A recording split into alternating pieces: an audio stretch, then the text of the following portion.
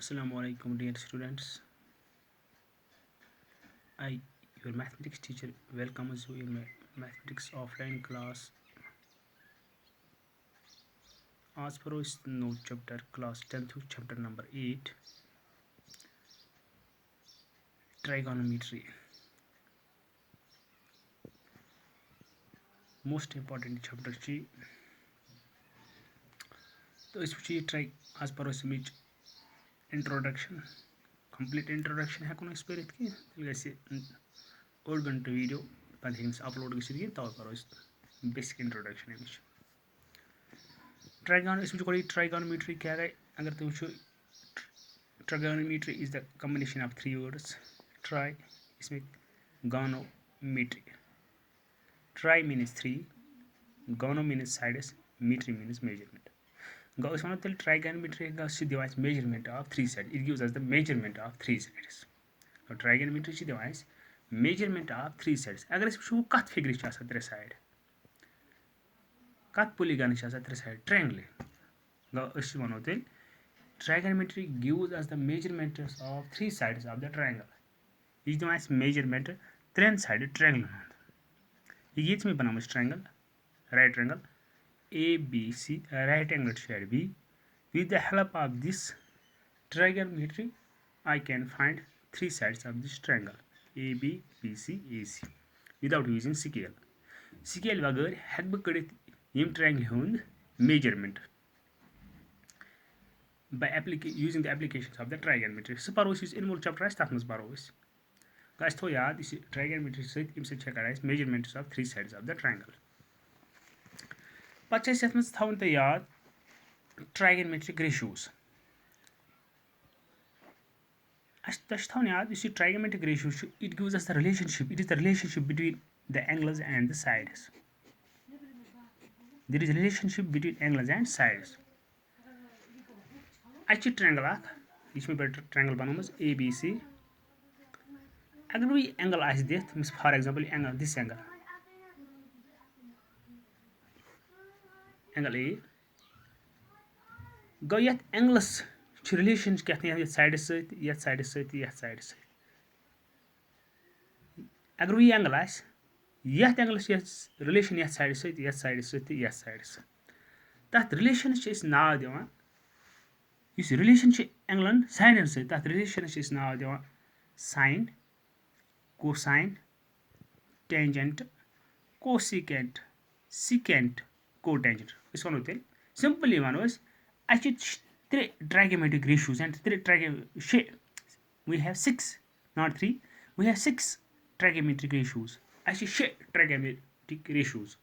Yeah, trigonometric functions. Because trigonometric ratios are sine, cosine, tangent, cosecant, secant, cotangent.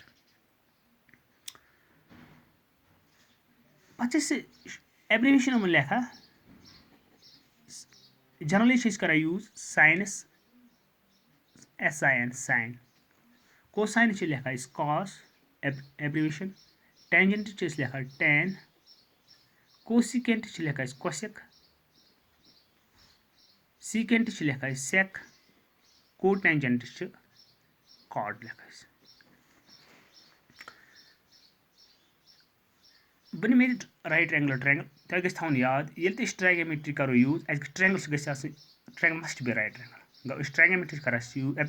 ट्राइगोमेट्री कर apply कत मज right triangle मज triangle गई जरूरी right triangle this is the right triangle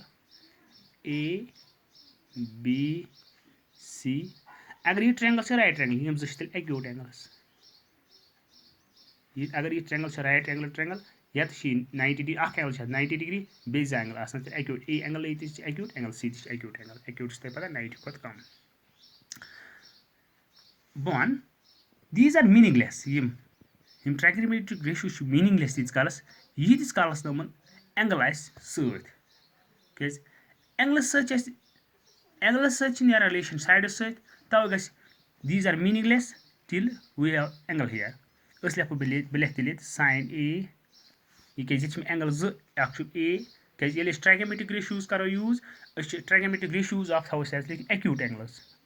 ये पान trigonometric ratios of acute angles कड़ान ये ट्राइगोमेट्री मज कड़ान ट्राइगोमेट्रिक थवन याद ट्राइगोमेट्रिक रेशियो कड़ान तेज कड़ान एक्यूट एंगल अगर वो ये हेक लिख साइन ए बे cos A tan A cosec A sec A cot A यह मल्टिप्लिकेशन ऑफ तुम वन मल्टिप्लिकेशन साइनस ए ना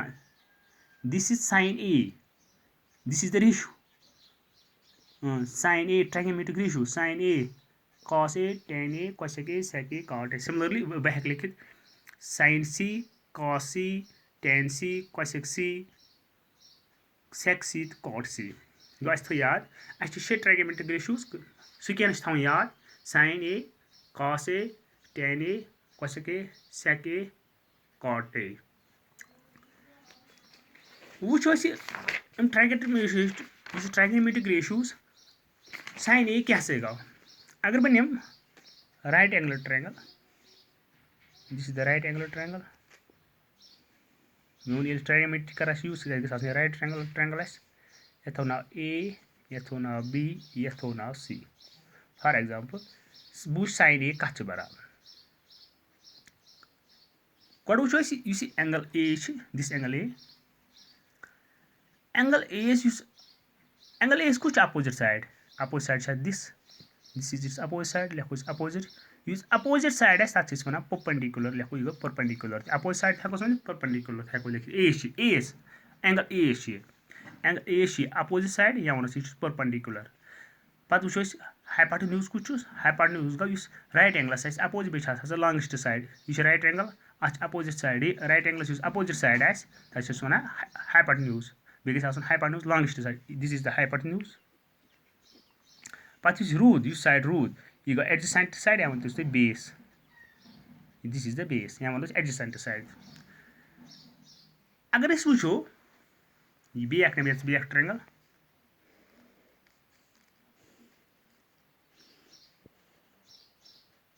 this is the right triangle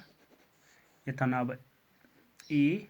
थो नाव एंगल बी थो नाव एंगल सी अगर वो सी से दिस एंगल सी अत कुछ अपोजिट साइड यह opposite side this is its opposite side या वो दिस यह गो परपेंडिकुलर यह गो राइट एंगल राइट एंगल कुछ अपोजिट दिस साइड यह गो हाइपोटेन्यूज पत् साइड रूद सह गो बेस या वो एडजेसेंट साइड यह गो base this is the base गो ये वो अगर तुम वो ये यह परपेंडिकुलर या अपोजिट साइड ये आव परपेंडिकुलर गो एंगल्स पे डिपेंड डिसाइड कर परपेंडिकुलर कुछ तो बेस कुछ वो जन कड़न साइन ए तुम गो थवन याद साइन ए सह बराबर perpendicular by hypotenuse cos A base by hypotenuse tan A बराबर परपेंडिकुलर बाय बेस अगर गो त्रे ट्राइगोमेट्रिक रेशियोज याद हम बे त्रे रोजान याद टोटल शे ट्राइगोमेट्रिक रेशियोज वो कह पे रोजान याद वो क्या थवन याद या थवन याद some people have curly black hair to present beauty तिथ पे गई झूठ तिथ पे तरीक याद या थो सिंपल यु याद तिथ पे तुम लिखो क्या लिखो PBP क्या लिखो PBP प्याव बटा प्याव बे लिखो HHB हाय हाय भगवान यह जनरल रूल कि याद थवन खतर साइन कत बराबर कॉस कत बराबर टेन कत बराबर थो मे लिखित तुझ क्या थो याद लिखित PBP HHB वो देखिए मगर हम इस ट्राइगोमेट्रिक रेशियो हूँ सह सह गई याद तुम थवन याद गो ट्राइगोमेट्रिक साइन ए दोम कॉस ए त्रेम टेन ए चूरम कोसेक ए पंचम सेक ए शेम टेन कॉट ए गो sine A perpendicular by hypotenuse cos A base by hypotenuse tan A perpendicular by base cosec A उल्टस मज hypotenuse by perpendicular sec A hypotenuse by base cot A base by perpendicular बे करो revise बे लिखो ये करो revise PBP HHB लिखो यह series याद PBP H H B P B P H H B बस थोड़ा सिकेंस याद ट्राइगोमेट्रिक रेशियो गोड़ क्या साइन दोम क्या कॉस त्रेम क्या टेन चूरम क्या कोसेक पंचम सेक शेम कॉट गो साइन ए गो perpendicular by base cos A का base by hypotenuse sin a perpendicular by hypotenuse, cos a base by hypotenuse, tan a perpendicular by base, cos a hypotenuse by perpendicular, sec a hypotenuse by base, cot a base by perpendicular. Thank you. Wish I met trigonometric ratios याद हम करें revise कर पत करो exercise. Thank you.